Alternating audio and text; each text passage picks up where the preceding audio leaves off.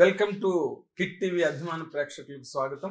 ఇప్పుడు ఈ సినిమా అంటే ఎన్నో కొత్త సినిమాలు వచ్చి కొత్త కొత్త ఆలోచనలతో కొత్త కొత్త ప్రయోగాత్మక కథలతో ప్రేక్షకులకు ముందుకొచ్చి చాలా రికార్డు క్రియేట్ చేసిన సినిమాలు చాలా ఈ మధ్య మనం చూసాం. అలాంటి కోవలో అదే తోవలో మరొక సినిమా మీ ముందుకు రాబోతుంది. అదే నీ దారే నీ కథ. ఆ సినిమాకి సంబంధించి అందులో వెటరన్ యాక్టర్ సురేష్ గారు ఇక్కడ ఉన్నారు. హీరో అభిమాన అందాల కథానాయకుడు ఒక టైంలో అవతల తమిళ్ తెలుగు ఆల్ లాంగ్వేజెస్ లో ఇప్పుడు అంతా కొత్త వాళ్ళు. వంశీ జొన్నలగడ్డ నూతన దర్శకుడు సినిమా ఇది. ఈ సినిమాకి సంబంధించిన విశేషాల కోసం అని చెప్పి ఈ ఇంటర్వ్యూ ఇప్పుడు start and watch enjoy. Please welcome Suresh గారు. ముందు మీతోనే మొదలెడతాను. ఫస్ట్ ఒక విషయం చెప్పలేను, వెటరన్ జర్నలిస్ట్ తో నేను మళ్ళీ ఇంటరాక్ట్ అవ్వడం నాకు చాలా సంతోషంగా ఉంది. చాలా సంవత్సరాల తర్వాత ఇట్స్ రియలీ హ్యాపీ ఒకేషన్ నాకు మీతో మాట్లాడడం. Thank you. It gives a health. Normal గా మీలాంటి అంటే ఇన్నాళ్ళు సస్టైన్ చేయడం career, still again competing with the younger generation. Competing supporting the birth అంటే కాంపిటింగ్ ఇన్ ది సెన్స్ అని ఎందుకన్నానంటే you're in the you're in the race and flowing along with the tide. అది great 100%. ఈ normal గా మీరు ఎన్నో సినిమాలు all languages లో చేసిన హీరో. సో మీరు నాకు తెలిసినంత వరకు క్యారెక్టర్ కానీ ఒక సినిమాని కానీ అంత సులభంగా అంత సులువుగా ఒప్పుకునే మనస్తత్వం మీది కాదు. ఎగ్నెస్ట్ అని. అవునండి, అవును కదా. అవును. ఈ సినిమా మీరు ఒప్పుకోవడానికి కారణం ఏంటండి? అంటే మీరు చెప్పిన మాట వాస్తవం. జేబు కోసం కంటే జాబ్ కోసం పనిచేయడం స్టార్ట్ చేశాను నేను. అది చేసి చాలా సంవత్సరాలు అయింది. అందుకే ఇంట్లో చద్దనం తిన్న చాలు, మనం బయటికి వెళ్ళి ఏ పని లేకుండా ఊరికే ఫ్రేమ్ ముందు నిలబడడం ఇష్టం లేక చాలా సినిమాలు ఒప్పుకున్న సినిమాల కంటే 10 రెట్లు ఒప్పుకునే సినిమాలు ఎక్కువ. ఈ సినిమా నాకు ఎందుకు అంత బాగా నచ్చిందంటే, నాకు వచ్చి పర్సనల్గా కూడా మాట్లాడలేదు. ఫోన్లో నాకు, సార్ ఇట్లా ఒక సినిమా ఉంది, కొత్త వాళ్ళు అందరూ చేస్తున్నాము, ఫస్ట్ ఆఫ్ ఆల్ కొత్త వాళ్ళు సినిమా చేస్తారు. అయ్యో హ్యాపీగా చేస్తాను నేను. కొత్త వాళ్ళు అంటే నాకు ఇంకా ఇష్టం. ఎందుకంటే నేను హీరోగా యాక్ట్ చేసి చాలామంది కొత్త డైరెక్టర్లు ఇంట్రడ్యూస్ చేయాలన్న తపనతో చాలామంది కొత్త డైరెక్టర్లు ఎంకరేజ్ చేసిన సందర్భాలు ఉన్నాయి. So I never look down on young team or young director. మెయిన్గా కాన్సెప్ట్ ఆయన చెప్పింది, వంశీ గారు చెప్పింది ఏంటంటే, ఒక ఇంటెలిజెంట్ ఫాదర్ కొడుకుని నువ్వు అనుకున్న దారి కాకుండా డాడీ నేను వేరే దారి నేను వెతుక్కుంటున్నాను, దయచేసి నన్ను నా దారిలోకి రమ్మని ఫోర్స్ చేయొద్దని అన్నప్పుడు ఫాదర్ వచ్చి సరే నీ దారి నీ కదా అని ఎంకరేజ్ చేసే ఒక father character. Okay. So Bommarillu father కాదు నా రియల్ లైఫ్ ఫాదర్ ఇది. ఎందుకంటే మా సన్ వచ్చి అందరూ వాడికి కీ ఎక్కించారని చూశారు, నాకు కీ ఎక్కించారని చూశారు. ఎందుకంటే నీ ఫాదర్ హీరో కదా, నువ్వు కూడా హీరో అయిపో, నువ్వు కూడా బాగానే ఉన్నావు, ఎర్ర బుర్ర ఉన్నావు, హ్యాండ్సమ్ ఉన్నావు, అది ఇది అబద్ధాలన్నీ చెప్పి వాడికి. మరి మీ అబ్బాయి హ్యాండ్సమ్ గా ఉండకుండా ఎలా ఉంటాడు? అందుకే అబద్ధాలు అన్నాను నేను. రైట్. సో బట్ ఒకటి ఏంటంటే, వాడు నేను క్రౌడ్ అంటే పెద్దగా నాకు ఇంట్రెస్ట్ లేదు డాడీ, నేను క్వైట్గా 9 to 5 జాబ్ ఏదైనా చేసుకుంటాను, నేను యూఎస్లో నేను కంఫర్టబుల్గా ఉన్నాను అన్నాడు. సరే ఓకే ఫైన్ అని, నువ్వు ఏం చేసినా నేను you have my full support అని తన ఇష్టానికి వదిలేశాను నేను. సో నాకు కాన్సెప్ట్ డైరెక్టర్ గారు చెప్పినప్పుడు నాకు రెజనేట్ అయింది. అయ్యా నా సొంత కథలా ఉంది ఇది అని. ఇంకో మాట అడిగాను, సార్ మనకి సినిమాలో కాంట్రిబ్యూషన్ కొంచెం ఎక్కువే ఉంటుంది కదా అంటే, అయ్యో తప్పకుండా ఉంటుంది sir, you are the one who drives him to do what he wants and కొంచెం మంచి డెప్త్ ఉన్న డైలాగులు ఇవి ఉన్నాయి sir. Okay fine. Cinema shooting enter అయిన తర్వాత I found it very very natural. తన అప్రోచ్ కూడా ఎలా ఉందంటే, సినిమాని సినిమాలాగా చూడలేదు, దాన్ని సినిమాని కథలాగా చూశాడు. ఒక రియాలిటీ కథ, ఒక ఫాదర్ సన్ రిలేషన్షిప్ ఎలా ఉంటుంది, ఫ్రెండ్స్ ఎలా బిహేవ్ చేస్తారు, నా గోల్ ఇది అని అనుకున్న ఒక అన్వేవరింగ్ యూత్ ఎట్లా ఉంటాడు, తన కృషి ఎలా ఉంటుంది, తన తపన ఎలా ఉంటుంది, తన తపస్సు ఎలా ఉంటుంది అనేది ఆ జర్నీ గురించే అనేది ఈ కథ. అంటే నార్మల్గా వాళ్ళని అడగచ్చు ఈ క్వశ్చన్, కానీ they are too young to answer this and too new. అందుకని ఇంకో క్వశ్చన్ అడుగుతాను మిమ్మల్ని. నార్మల్ గా ఫాదర్ అండ్ సన్ రిలేషన్ మీద చాలా సినిమాలు వచ్చాయి. జూనియర్ ఎన్టీఆర్ సుకుమార్, నానక్ ప్రేమ్, అండ్ తర్వాత నిన్న కూడా కార్తికేయ సినిమా రిలీజ్ అయింది, అజయ్ వాయు గారు. అది ఫాదర్ అండ్ సన్ రిలేషన్ ఆ సినిమా కూడా. సో ఈ సినిమా ఏ విధంగా అంటే, ఇప్పుడు జనాలేమో అంత ఈజీగా ఏ సినిమాని యాక్సెప్ట్ చేయట్లేదు, ఏ కథని యాక్సెప్ట్ చేయట్లేదు. ఇప్పుడు ఈ సినిమా ఏ విధంగా చాలా డిఫరెంట్ అండి ఈ కథ, ఆడియన్స్ చాలా మెచ్చుకుంటారు ఈ కథ అని చెప్పాలంటే ఏ పాయింట్లు చెప్తారండి? 1 or 2, 3. ఒకటి ఏంటంటే ఓవర్ డ్రామా లేదండి సినిమాలో. ఇది కొంచెం రియాలిటీకి బాగా దగ్గరగా బేస్ అయిన సినిమా. నేను ఉదాహరణ చెప్పాలంటే, నేను ఇంతకు ముందు ఫ్రెండ్కి చెప్పాను, నేను ఈ మధ్య కొంచెం ఎక్కువ మసాలా సినిమాలు, డ్రామా సినిమాలు, లేకపోతే భూత కథలు, లేకపోతే బూతు కథలు ఎక్కువైన పరిస్థితిలో కంటెంట్ ఏంటి నాకు అర్థం కావడం లేదు. మంచి కంటెంట్ గొడ్డుపోయిందా మనకి, ఏంటి ఇంత ఓటీటీ ప్లాట్ఫామ్లు ఉన్నా, ఇన్ని సినిమాలు ఉన్నా అనుకున్న టైంలో ఓ మలయాళ ప్రొడ్యూసర్ ఫ్రెండ్ ఫోన్ చేసి, ఇట్లా ఓ సినిమా ఉంది, అంతా కొత్త వాళ్ళని వచ్చి చూస్తావా, ప్లీజ్ వచ్చి చూడు, వాళ్ళకి కొంచెం సపోర్ట్ ఇచ్చినటువంటి అన్ని లాంగ్వేజ్లో రిలీజ్ అవుతుంది అంటే నేను అడిగాను, ఎవరు హీరో అని అడిగాను. ఎందుకంటే నాకు తెలుసు మలయాళంలో 4 హీరోలు తెలుసు, వాళ్ళ పరిచయాలు ఉన్నాయి అంటే, లేదని అందరూ కొత్త వాళ్ళు అని అన్నాడు. యాక్షన్ సినిమా కాదండి, యాక్షన్ సినిమా మరి లవ్ స్టోరీ అని కాదండి, లవ్ స్టోరీ కూడా మరి ఏంటి అదంటే, మీరు చూస్తే తెలుస్తుందండి అన్నాడు. సరే కాదని లేకుండా వెళ్ళాను, చూస్తే అది మంజుమల్ బాయ్స్. పెద్ద హిట్ సినిమా. హిట్ కంటే అండి, ఆ సినిమా నన్ను కదిల్చి వేసింది అనడం కంటే ఇట్ హంబుల్డ్ మీ. హంబుల్ అంటే మనకి ఇంత తెలిసే అయినా మనల్ని ఇంకా నేర్పిస్తున్నారే ఒక గ్రూప్ ఆఫ్ యంగ్స్టర్స్, ఒక గ్రూప్ ఆఫ్ ఫిల్మ్ మేకర్స్ ఇంకా మనకి నేర్పిస్తున్నారే, ఇంకా నేర్చుకోవడానికి నాకు ఇంకా ఇంత ఉందే అని నాకు అనిపించి దండం పెట్టాను. అండ్ వాళ్ళ పేర్లు అవి తెలుసుకొని, వాళ్ళ నంబర్లు తెలుసుకొని ఫోన్ చేసి నేను కంగ్రాచులేట్ చేశాను. వాళ్ళకి నేను ఎవరు కూడా సరిగ్గా తెలియదు, అయినా ఐ ఫెల్ట్ కంపెల్డ్. సో అట్లా ఏ పుటలో ఏ బాగుంటుందో తెలియదండి, చెప్పలేము. ఒకటి, నేను స్క్రీన్ ప్లే కథలు ఉంటాయి, ఒక జర్నీ కథ ఉంటుంది, లేకపోతే ఇక్కడ నుంచి మొదలయ్యాడు అక్కడ ఫినిష్ అయ్యాడని, లేదా కల్పిత కథలు ఉంటాయి, ఒక ఊర్లో ఒక రాజు ఉన్నాడు, లేకపోతే ఒక ఊర్లో ఒక మాఫియా డాన్ ఉన్నాడు, లేకపోతే ఒక ఊర్లో ఒక రౌడీ ఉన్నాడు, ఇట్లా ఉంటాయి. కొన్ని కథలు స్క్రీన్ ప్లే ఒకసారి కూర్చొని ఇదేంటి అనే లోపలే మనల్ని ఇన్వాల్వ్ చేసేస్తాయి లోపలికి. సో ఇది అటువంటి కథ అవుతుంది అనేది నా నమ్మకం అండి. ఎందుకంటే డైరెక్టర్ గారు కొత్త డైరెక్టర్ కాబట్టి ఆయన చూపించినంత క్లియర్గా మాట్లాడలేమని నా భయం. కాబట్టి నేను ఆయన పాత్ర నేను తీసేసుకునే ఎక్స్ప్లెనేషన్ ఇస్తున్నాను నేను. అంతేగాని నేను కూడా మిమ్మల్ని అడగడానికి కారణం ఏంటంటే, because you have done varied number of films in Tamil, Telugu and other languages also. So మీరు దీన్ని కరెక్ట్ గా ఎక్స్ప్లెయిన్ చేయగలుగుతారు. ముఖ్యంగా అండి, మీరు బిఏ లిటరేచర్ స్టూడెంట్ కాబట్టి ఐ రిమెంబర్ యూఆర్ బిఏ జ్ఞాపక శక్తి. సో మీరు ఇట్ చాలా ఈజీగా ఇట్ హంబుల్డ్ మీ అన్నారు.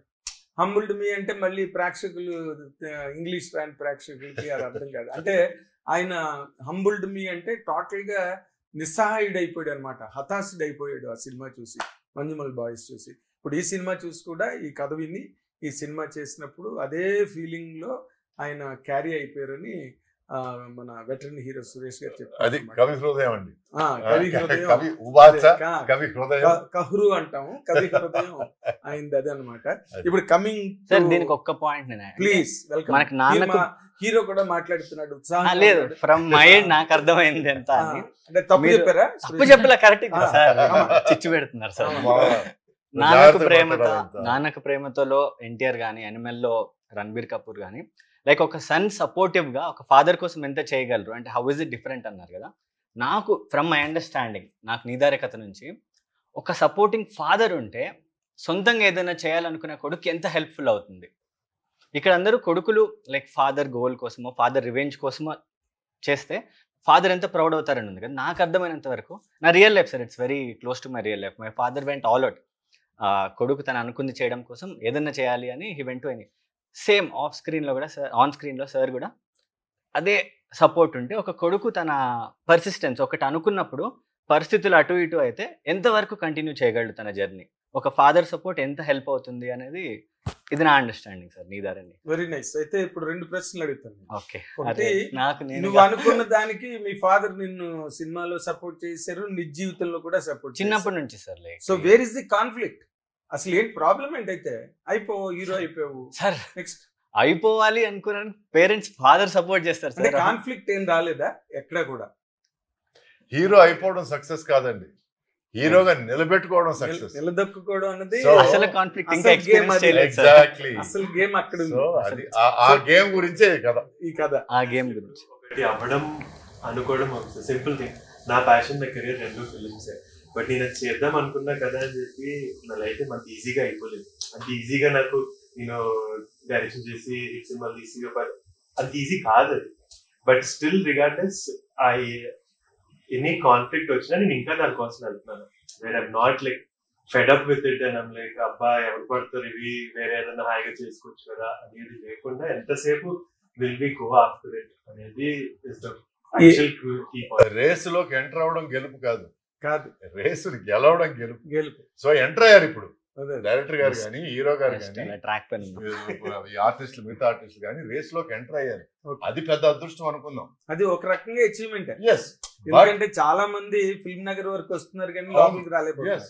సో రేస్ లోకి ఎంటర్ అయిన తర్వాత ఆ గోల్ అచీవ్ చేయడానికి రేస్ లోకి ఎంటర్ అవడానికి మధ్య ఏమేం జరుగుతుంది, ఏమేమి ఉన్నాయి, ఒకవేళ అందరి సహకారం ఉన్నా అందరి ఆశీర్వాదాలు ఉన్నా కూడా ఎన్ని తప్పటడుగులు వేస్తారు, ఎన్నిసార్లు తడబడతారు, కింద పడతారు, వదిలేస్తారా లేకపోతే లేచి దులుపుకొని రెడీ అయినా ట్రై చేస్తామంటారా అనేది.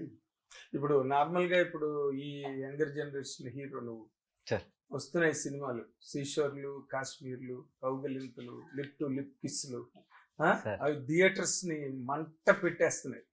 ఎంత ఒక్కబోస్తున్నా కష్టపడి చూసేస్తున్నారు సినిమాలు వేరే కలెక్షన్స్ తో. ఇప్పుడు నీలాంటి ఒక అంటే ఇది మోడర్న్ శంకరాభరణం లాగా వెళ్తుంది జనాల్లోకి. నీదారే ఇన్స్ట్రుమెంట్స్ సంగీతం. శంకరాభరణం అనే సినిమా 10 సంవత్సరాల్లో మాడు పగిలే హిట్ అది. అవును. ఓకే, మోడర్న్ శంకరాభరణం కూడా అదే జరుగుతుంది. శంకరాభరణం అతిపెద్ద హిట్. అవును, ల్యాండ్ మార్క్. అవును, రీరన్ లో హిట్, రీరన్ లో హిట్, ఎన్ని రన్లు అయినా హిట్. ఎగ్జాక్ట్లీ. సో దాంట్లో 1% అయినా మేమందరం చాలా హ్యాపీ. అదే అంటే కాదు, ఈ అబ్బాయి మాత్రమే ఆన్సర్ చేయాల్సిన క్వశ్చన్ అది. ఎందుకంటే నువ్వు ఈ జనరేషన్ కుర్రాడివి. ఇప్పుడు ఆడుతున్న సినిమాలు ఎలా ఉన్నాయి, వాటిలోని కనెక్ట్ అవుతున్న యూఎస్పీ ఏంటి, మన సినిమాలో యూఎస్పీ ఏంటి, ఇది ఆడిటోరియం ని ఎట్లా హుక్ చేయగలదు, ఏ పాయింట్ మీద. మీరు కింద చెప్పినట్టు కాన్ఫ్లిక్ట్ ఏది అన్నారు కదా, ఫ్రమ్ ఇంటి నుంచి తప్పితే మొత్తం సరౌండ్ ఎన్వైరన్మెంట్ మొత్తం కాన్ఫ్లిక్టే నాకు. అంటే ఏదైనా చేయాలి అనుకున్నప్పుడు కానీ. సో నాలాగే నా ఫ్రెండ్స్ కానీ నాకు తెలిసిన ఒక 10 మంది 15 మంది ఎవరన్నా if you are trying to do something new, ఖచ్చితంగా అదే కాన్ఫ్లిక్ట్స్ ఉన్నాయి సార్. రైట్ నో మీరు అన్నట్టు చాలా మంది ఉన్నాం మేము ఈ ఏజ్ గ్రూప్. 2020 అబ్దుల్ కలాం గారు చెప్పినట్టు మై జనరేషన్ ఈ 20 to 30 ఉన్న వాళ్ళు we are 70% of the India. So ఇది ఎందుకు నేను అంత కాన్ఫిడెంట్ ఉన్నా అంటే నిదారనే కదా, when we want to do something on our own or మన చుట్టుపక్కల ఉండే ఫ్రెండ్స్, ఇవి మా స్టోరీ కదా. సో నేను వెన్ వంశీ చెప్తున్నప్పుడు నేను సినిమా చేయకముందు వాట్ ఎవర్ వాస్ ఈ జర్నీ, ఆడిషన్స్ కానీ వెళ్ళడం ఏదైతే నా కాన్ఫ్లిక్ట్ ఉందో, సినిమాలో అర్జున్కి కూడా అదే కాన్ఫ్లిక్ట్ ఉంది. సో ఖచ్చితంగా మా హుక్ ఏది అన్నారు కదా, సో ఇది అరే నేను రా. సో సమ్వన్ ఇప్పుడే జర్నీ స్టార్ట్ చేసి ఉండొచ్చు, సమ్వన్ మిడ్వే ఉండొచ్చు. సో నా దారి చూసినప్పుడు వాడికి ఓకే వీఆర్ తనతో రిలేట్ చేసుకోగలుగుతున్నాం, వీ కెన్ బీ దేర్ అని. అంటే నేను ఒక్కడనే కాదు, ప్రతి ఒక్కళ్ళకి మిగిలిన 5గురు కూడా ఫాదర్తో ఒక సపోర్టివ్ ఫాదర్ ఉంటే కొడుకు ఇంత ట్రై చేయగలడా అని ఫాదర్స్ రిలేట్ చేసుకోగలరు. It applies to all the characters. So ఇది మా హుక్ అనుకుంటున్నాను సార్. ఇదే హుక్ సినిమాకి. Coming to you, you also belong to the same generation, hot and heated generation this is. ఈ క్యారెక్టర్ ఏమైనా కిక్ ఇచ్చిందా నీకు? డెఫినెట్ గా. ఇప్పుడు యాక్చువల్లీ ప్రీతం చెప్పారు, నేను ఈ క్యారెక్టర్ గురించి అండ్ స్టోరీ గురించి చదివేటప్పుడు నాకు ఈజీగా రిలేట్ అయింది. Because that frustration in not getting to do what you want is high at different points, 20s లో 30s లో, at different point for different people. నేను కూడా యాక్చువల్లీ నేను చదివేది ఆర్కిటెక్చర్. 2 సంవత్సరాలు ఐ వర్క్డ్ ఇన్ బెంగళూరు తర్వాత, but I always done theatre. And నాకు ఒక పాయింట్ తర్వాత నేను ఇది చేయలేను అని ఒక బ్రేక్ డౌన్ అయిపోయింది ఆఫీస్లో. నాకు ఇది ఇంకా నేను చేయలేను and I want to somehow perform అని. So first obviously my parents were not at all for it. So first 1 year ఇచ్చారు అండ్ నేను దాంట్లో ఫస్ట్ థియేటర్ చేస్తానన్నాను. సో నేను 7 years నుంచి థియేటర్ చేస్తున్నాను and this is the first film that's going to come. అంటే థియేటర్కి వచ్చేసరికి చాలా డ్రామా ఉంటుంది, హెవీ డైలాగులు ఉంటాయి, అసలు ఆ కాన్సెప్ట్స్ కంటెంట్ వేరేగా ఉంటుంది. సినిమాల్లోకి వచ్చిన తర్వాత హీరోయిన్ అనగానే ఒక పాట పాడడానికో ఒక రెయిన్ సాంగ్ ఏవో ఇలాగా నడుస్తున్నాయి బళ్ళు ప్రస్తుతం. అవును, ఐ మీన్ జనరల్ ట్రాక్ అలా నడుస్తున్నాడు. ఈ సినిమాలో అవును, అవన్నీ అదే నేను అంటున్నా, అలాంటి లేని సినిమా ఇది. మనం అనుకున్నాం కదా మోడర్న్ శంకరభరణం అని, ఇందులో ఏమి ఉండవు. But how did you enjoy your character? ఇప్పుడు దానికి సంబంధించి ఏదో మనం చేసేస్తున్నాం, ఈ సినిమాతో మాస్ హీరోయిన్ అయిపోతాం మనం, 10 సినిమాలు వెంటనే ఇమీడియట్ గా థియేటర్ నుంచి బయటకు రాగానే బయట నిలబడతారు మేనేజర్లు, ఇలాంటి ఊహలు ఏవో ఉంటాయి. ఎందుకంటే నేను I see n number of girls coming to the film industry of let.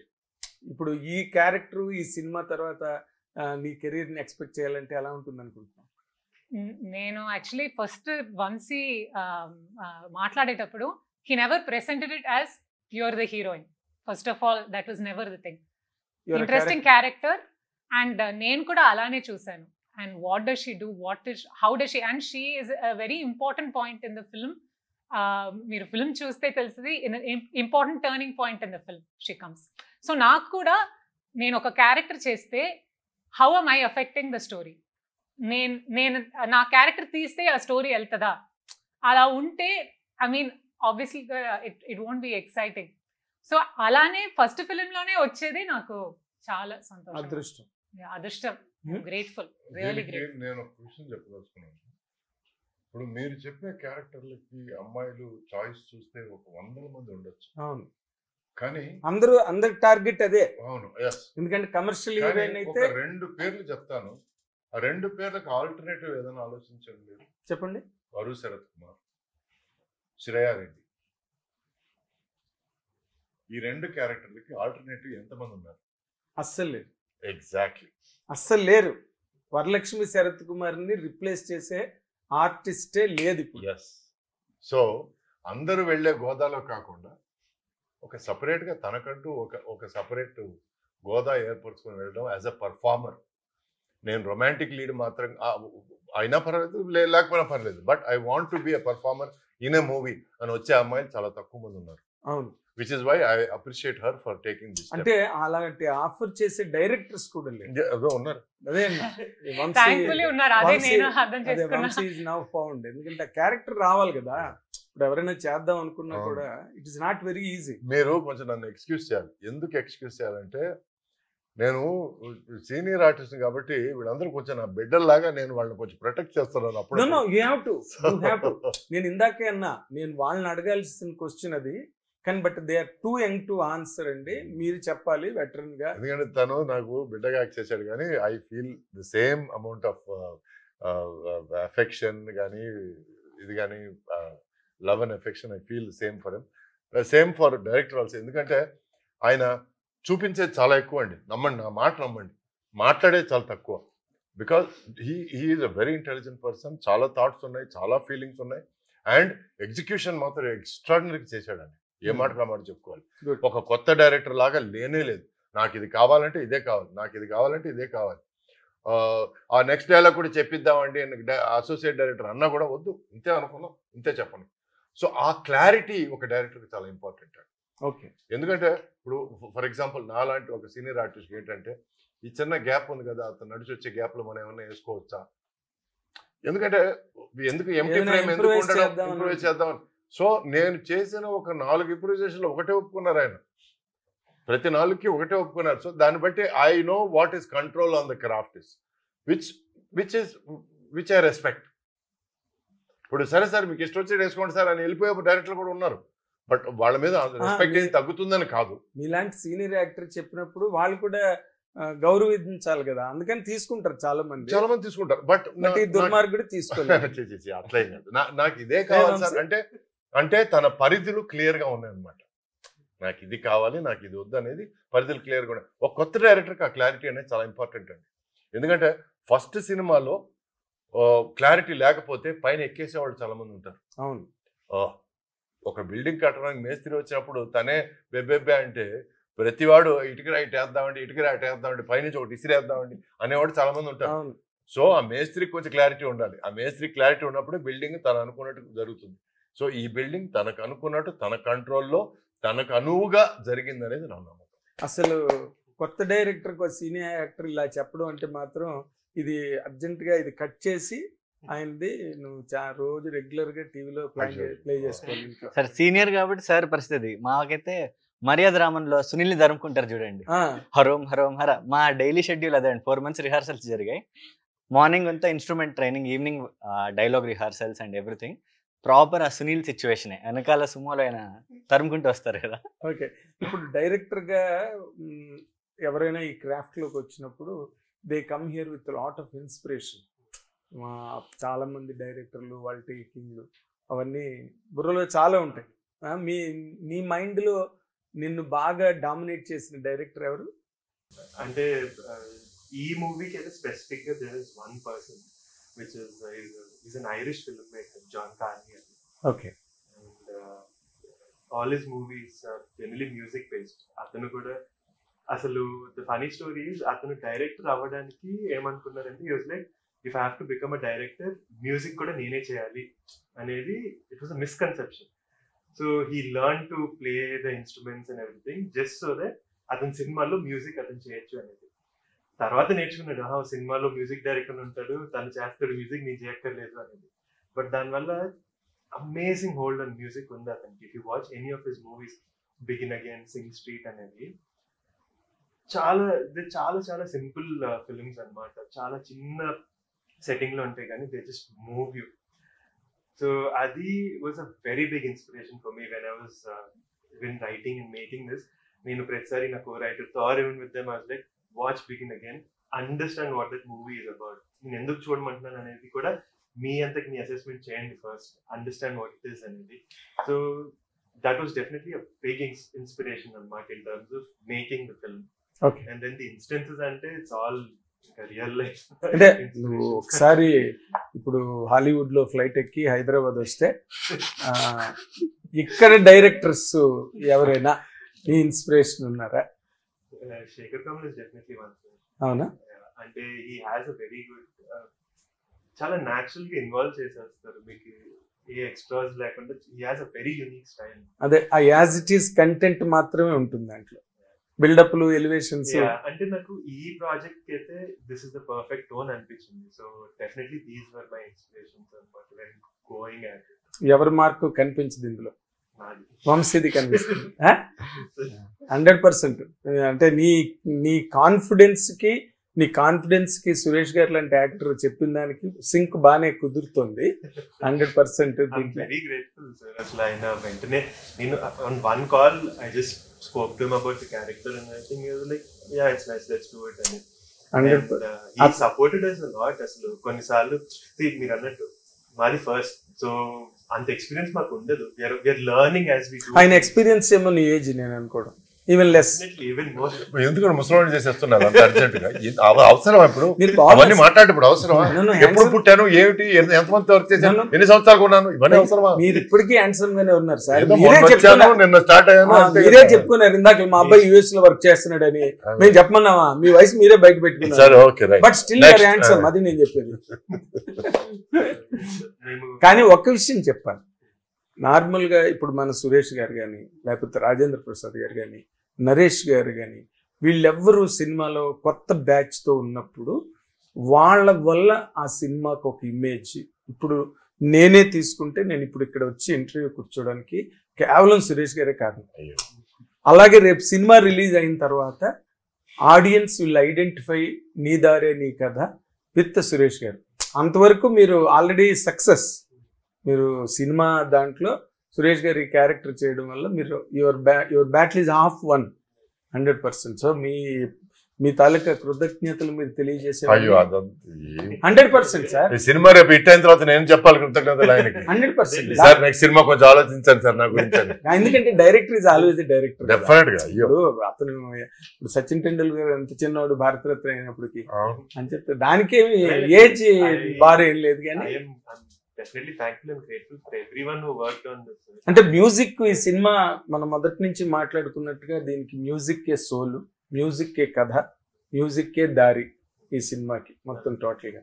దీని సినిమాకి మ్యూజిక్ ఎవరు చేశారు? సో దీనికి స్పెసిఫిక్ మ్యూజిక్ మీరే చేశారా? సో దీనికి actually it's an Italian composer Alberto అని. And there's a very particular reason నేను తన్నే అని ఫిక్స్ అయ్యాను and I went behind him for it. He composes a lot of new age classical orchestral anamata, and there's a certain beauty in his compositions which if you can sit and listen to it, just మీ గురించి మీరు చాలా తెలుసుకుంటారు, అతని గురించి అతని music అన్న listening to his music you learn more, and that is a very crucial part ఈ మూవీకి. దట్ మ్యూజిక్ అనేది has to get everyone in touch with their emotions, their feelings. They have to be transported అనేది. So నేను ఎతికినప్పుడు కూడా ఈ feeling నాకు ఎవరి music లో వస్తుంది అనే ఒక్కటే పట్టుకుని ఐ స్టార్టెడ్ సర్చింగ్, అండ్ అలా I found Alberto. I spoke to, I sent him the చిన్న సినాప్సిస్, అసలు స్టోరీ గురించి ఏంటి అని అన్ని పంపిస్తే లైక్ యా నాకు యాక్చువల్లీ చాలా ఇంట్రెస్టింగ్ ఉంది, నేను చేస్తాను అని. అదే హాలీవుడ్ సినిమా తెలుగులో రీమేక్ అన్నమాట టోటల్ గా. ఎందుకంటే కాన్సెప్ట్ దానికి సింపుల్ ఆన్సర్ నేను ఇస్తాను సార్. మనం ఇప్పటికి ఆల్మోస్ట్ 100 years తెలుగు సినిమాలు తీసిన మన comparison is always to Hollywood. So my thing is why how long will you sit and say Hollywood లాంటి సినిమా, హాలీవుడ్ సినిమా వాళ్ళని ఇక్కడ పెట్టుకుంటే మంది హాలీవుడ్ సినిమా అంటే అఫ్ కోర్స్ ఈ రోజున తెలుగు సినిమాకి ఆ బ్యారియర్స్ పోయాయి. ఈ సినిమా బాగుండి అని అంటే అన్ని లాంగ్వేజెస్ లోకి వెళ్ళిపోవడానికి ఇవాళ చాలా ఈజీ రియల్లీ. అసలు మనకి ఇప్పుడు ఇంటర్నెట్ యాక్సెస్ దొరికాక ఏ మనిషి they not out of your limits. It's a global village and మీరు తీసుకున్న కంటెంట్ కూడా ఎవేగా ఉంది కంప్లీట్. కానీ మ్యూజిక్ మాత్రం చాలా చాలా ఇంపార్టెంట్ పార్ట్ ప్లే చేస్తుంది. అదే అంటే అందుకే అడిగే ఎందుకు చెప్తున్నానంటే నంబర్ 1 ఒక రెగ్యులర్ ఫార్మాట్ లో లేని మ్యూజిక్ డైరెక్టర్ ని వెతికి తెచ్చుకున్నారు. అంటే it is purely based on emotions. ఆ మ్యూజిక్ వచ్చి మీ ఎమోషన్స్ మీద ప్లే చేస్తుంది. నంబర్ 2 వీళ్ళు ఒక మ్యూజిక్ ఆర్కెస్ట్రాగా వాళ్ళు ఫామ్ అయ్యి వాళ్ళు కలిసి ఏదో ఒకటి చేయాలనుకున్నప్పుడు వాళ్ళ యొక్క ఎక్స్ప్లరేషన్ కి ఈయనకి వర్క్ షాప్ జరిగింది, ఈయన 3 నెలలు ప్రాక్టీస్ చేశాడు, పియానో ప్రాక్టీస్, తను ఆర్కెస్ట్రా కండక్ట్ చేయడం ప్రాక్టీస్ చేసింది 3-4 months. So every member of the team band have gone through the process. So అందువల్ల ఏది కృత్రిమంగా అనిపించదు, ఏది ఏదో చాలా ఇన్వాల్వ్మెంట్ తో చేసిన ఒక ఇదిలాగా అనిపిస్తుంది. ఇంకో ఇంపార్టెంట్ విషయం నేను చెప్పదలుచుకుంది ఏంటంటే ఈ మధ్య కాలంలో నేను కారులో వెళ్తున్నప్పుడు రేడియో ఎక్కువ వింటాను. నేను ఒక పాటకి మధ్య పెద్దగా నాకు తేడా అనిపించడం లేదు. మధ్యలో యాడ్స్ వస్తున్నాయి కాబట్టి ఏదో ఈ ట్యూన్ వేరే ఈ ట్యూన్ వేరే అనిపిస్తుంది తప్ప I would like something different, very different. ఒక శంకరాభరణం డిఫరెంట్. అప్పుడు ఆ టైంలో చక్రవర్తి గారు చేసే సంగీతానికి శంకరాభరణం సంగీతానికి అసలు చాలా తేడా ఉండింది. ట్రూ కన్వెన్షనల్ మ్యూజిక్ కదా అది. అట్లా కాదండి, it is different music. Different weather it is classical, conventional అదంతా వదిలేయండి, డిఫరెంట్. సో ఆ డిఫరెన్స్ ఈ మ్యూజిక్ తీసుకొస్తుందని ఎక్కడో నా నమ్మకం. Great really. ఈ సినిమా రిలీజ్ అయ్యి హిట్ అయిన తర్వాత చాలా మంది మ్యూజిక్ డైరెక్టర్లు వచ్చేటట్టున్నారు ఇందులో. And we wish you really very best. ఎందుకంటే బికాస్ ఏదో కొత్తగా చేయాలి, కొత్తగా చూపించాలి అని ఏదో పిచ్చి కథలు ఎంచుకోకుండా యూ టేక్ నే లైఫ్. ఈ సినిమా గురించి ఒక్క మాట చెప్పాలంటే అండి, నిజాయితీగా నేను అనుకున్నది ఒక కథగా చూపించాలి. నిజాయితీగా నా సినిమాలో వాళ్ళు యాక్టింగ్ కాకుండా బిహేవ్ చేయాలి.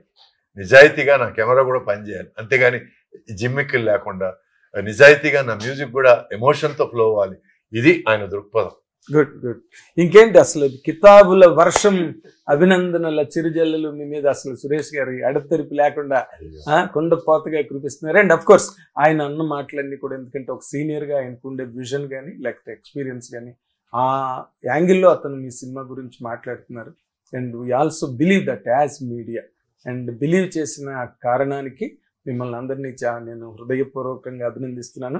And also I wish you as a senior journalist మీ ఆశీర్వాదాలు వీళ్ళందరికీ కావాలి. 100%. మీ శుభాకాంక్షలు నాకు కావాలి, మీ బెస్ట్ విషెస్ నాకు కావాలి.